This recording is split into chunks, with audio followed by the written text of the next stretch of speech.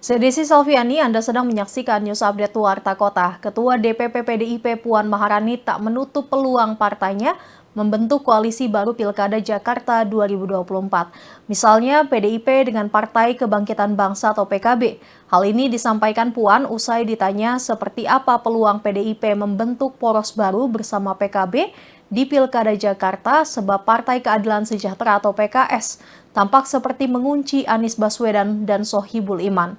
Menurut Puan Maharani, selama memenuhi kuota dan syarat pilkada, bisa saja PDIP dan PKB koalisi untuk Pilkada DKI Jakarta. Apalagi menurut Puan Maharani, politik sangat dinamis. Puan mengatakan bahwa hingga kini belum ada keputusan apapun dari PDIP terkait pilkada tingkat provinsi. Selain itu, Puan juga ditanya tentang bagaimana tanggapannya terkait wacana duet Anies Baswedan Andika Perkasa untuk Pilkada Jakarta. Duet ini disebut-sebut tengah dibicarakan oleh PDIP dan PKB. Ketua Umum PKB Mohaimin Iskandar alias Caimin yang mengungkap adanya komunikasi tentang Anies Andika. Adapun PKB condong akan mendukung Anies pada Pilkada Jakarta. Sedangkan Andika adalah mantan Panglima TNI yang kini merupakan kader PDIP. Terkait wacana Anies Andika, Puan hanya tersenyum sembari berucap menarik. Adapun Pilkada Jakarta menjadi salah satu yang menarik dibicarakan oleh insan politik.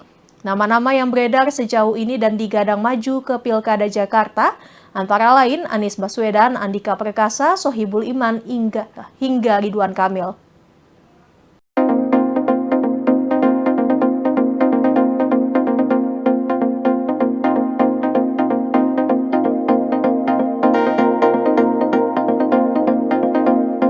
Lembaga pengawas Peace Now menyebut Israel telah mengesahkan 3 pos pemukiman ilegal di tepi barat yang diduduki pada Kamis 4 Juli.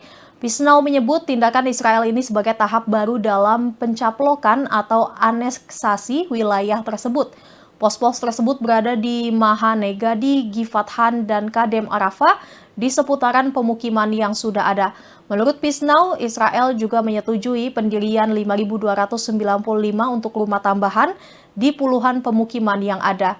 Berdasarkan hukum internasional, semua pemukiman Israel di tepi barat yang diduduki sejak 1967 tetap dianggap ilegal, terlepas dari apakah tempat tinggal itu memiliki izin perencanaan dari Israel atau tidak.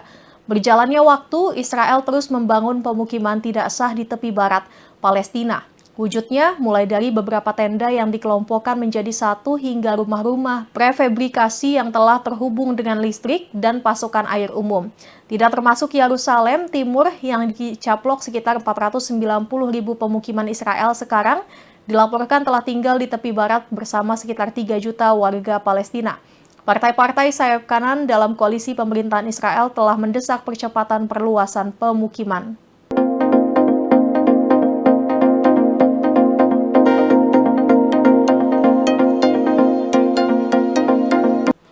Indonesia menerima kunjungan delegasi Biro Komite Palestina PBB atau Komite on the Exercise of the Inalienable Rights of the Palestinian People atau CIRPP di Jakarta selama 3 hari 3 hingga 5 Juli 2024. Kementerian Luar Negeri atau Kemenlu RI menyebutkan tujuan kunjungan tersebut untuk menjaring masukan pemangku kepentingan terkait isu Palestina, juga untuk meningkatkan komitmen dan dukungan terhadap pemenuhan hak-hak bangsa Palestina. Delegasi diketuai Wakil Tetap Senegal untuk PBB dan beranggotakan Wakil Tetap RI Malaysia, Namibia, Nicaragua.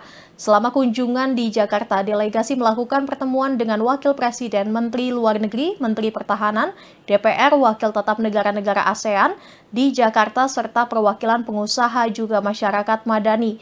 Kemenlu menjelaskan Indonesia terus menekankan dukungan agar segera tercapai gencatan senjata permanen dan mendorong masuknya bantuan kemanusiaan di Gaza, mendorong keanggotaan penuh Palestina di PBB yang dapat membuka pintu penyelesaian politik berdasarkan two-state solution. Pada kesempatan tersebut, Indonesia juga menunjukkan inisiatif strategis dan konkret terhadap Palestina, seperti program bantuan kemanusiaan dan pembangunan kapasitas, termasuk dengan pemberian beasiswa bagi pelajar Palestina. Berbagai peran masyarakat sipil Indonesia dalam mengadvokasi isu Palestina juga dikemukakan di forum internasional dan kampanye global, mendukung hak-hak rakyat Palestina dan mendorong pemerintah negara-negara lain untuk mengambil sikap serupa.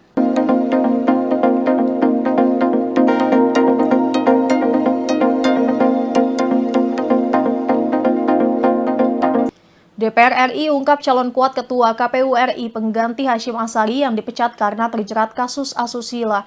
Anggota Komisi 2 DPR RI dari fraksi PAN, Gus Pardi Gaus, menyebut nama Iva Rosita yang menjadi calon terkuat menggantikan Hasyim Asyari. Lalu siapakah sosok Iva Rosita? Ternyata saat uji kelayakan tahun 2022 lalu, Iva Rosita berada di urutan kedua sebagai komisioner cadangan. Namun namanya naik menjadi pertama lantaran peringkat pertama komisioner cadangan yakni Firian Aziz telah meninggal dunia. Iva Rosita merupakan perempuan Muhammadiyah dari Kalimantan. Wanita kelahiran Samarinda 30 April 1979 itu dikenal sebagai kader aktif di Aisyah Muhammadiyah. Dia pernah menjabat sebagai Ketua Bidang Imawati IMM Samarinda, pengurus daerah Aisyah Kota Bontang, dan menjadi dosen di STIE Muhammadiyah Samarinda. Iva juga pernah menjabat sebagai anggota KPU Kota Bontang dan anggota KPU Provinsi Kalimantan Timur. Adapun Iva mengikuti uji kelayakan dan kepatutan calon anggota KPU RI periode 2022 hingga 2027 pada Februari tahun 2022 lalu. Saat menjalani tes di DPR, Iva menekankan soal influencer atau konten kreator profesional yang akan dilirik KPU guna menyasar pemilih muda.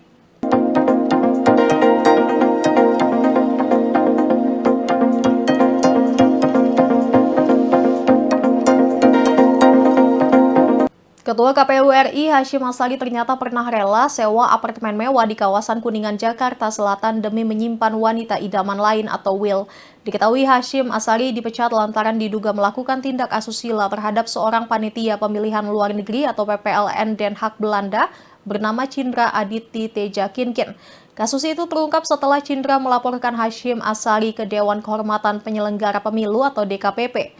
WNI di Belanda itu mengaku diperdaya oleh Hasyim Asyari untuk berhubungan badan. Hasyim Asyari mengiming-imingi pernikahan dengan Cindra. Bahkan Cindra memiliki bukti surat perjanjian dengan Hasyim Asyari yang mengaku akan menikahinya. Namun janji tersebut tidak kunjung ditepati oleh Hasyim. Cindra pun hingga pulang ke Indonesia untuk menagih janji Hasyim Asyari. Selama wanita tersebut di Indonesia, Hasyim Asyari memberikan sejumlah fasilitas seperti apartemen mewah.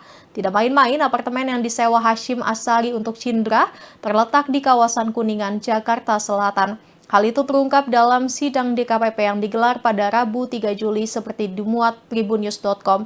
Hasyim Asyari menyediakan satu unit apartemen dengan nomor 705 di Oakwood Suites, Kuningan sejak 8 Desember 2023. Hasyim Asyari juga menyiapkan tiket pesawat Belanda-Jakarta. Apartemen itu dipesan atas Wildan Sukoya yang merupakan asisten Hasyim Asyari dan digunakan CAT selama sekitar 1 bulan sampai 7 Januari 2024. Setelah menunggu beberapa waktu, CAT tetap tidak mendapatkan kepastian sehingga ia meminta agar Hasyim membuat surat pernyataan tertulis di atas materai yang berisi janji untuk menikahinya pada Januari 2024. Seperti diketahui, DKPP menjatuhkan sanksi pemberhentian tetap terhadap Hasyim karena melanggar kode etik penyelenggara pemilu. Sanksi itu diberikan karena Hasyim dianggap terbukti melakukan tindakan asusila terhadap seorang perempuan inisial CAT anggota PPLN Den Haag Belanda. Berdasarkan fakta-fakta persidangan terungkap bahwa Hasyim merayu dan memaksa CAT untuk berhubungan badan di hotel tempatnya menginap di Belanda pada 3 Oktober tahun 2023.